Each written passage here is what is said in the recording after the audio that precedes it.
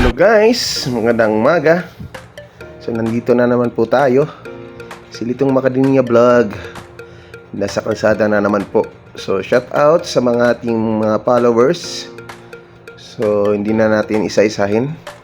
So alam nyo na po kung sino-sino kayo. Sa mga kapwa nating mga motovlog content creator. So shout out sa inyo mga master. Ride cheap lang always mga lods. Galing pala ako sa Victory Liner Terminal. Hinatid ko yung mag-ina ko kasi bakasyon na po ngayon. So ang aking pong bibi ay gusto nyo pong umuwi at maligo daw sa dagat ng Dagupan, Pangasinan mga lods. Ito palang dinadaanan ko ay nasa looban po to ng Pasay sa mga eskinita. So hindi na po ako dumaan ng main road katulad ng EDSA o dito sa may Taft Avenue kasi maraming stoplight or maraming sasakyan po doon dito. Paunti-unti lang kasi eskinita po to mga lods, looban. So labas po natin dito sa may Makati na po, doon sa may Arnaiz Avenue.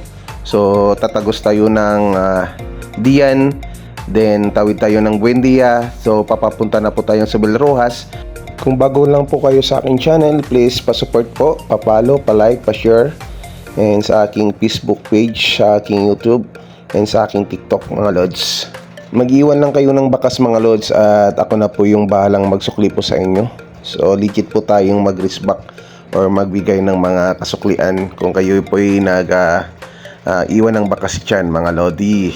Shout out pala sa akong pamilya dyan sa may Leyte, sa Punong Matalom Leyte, sa akong igsuon na si Carvic ug sa akong tatay nga si Tatay Boy. Shout out sa inyo.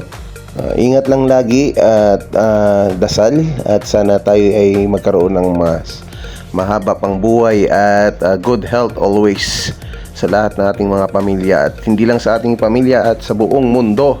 So peace ang kailangan natin mga lods. So kailangan respeto and para masaya lang ang buhay mga lods. So enjoy lang natin and uwian na tayo mga lods. Sama kayo sa aking biyahe. Let's go!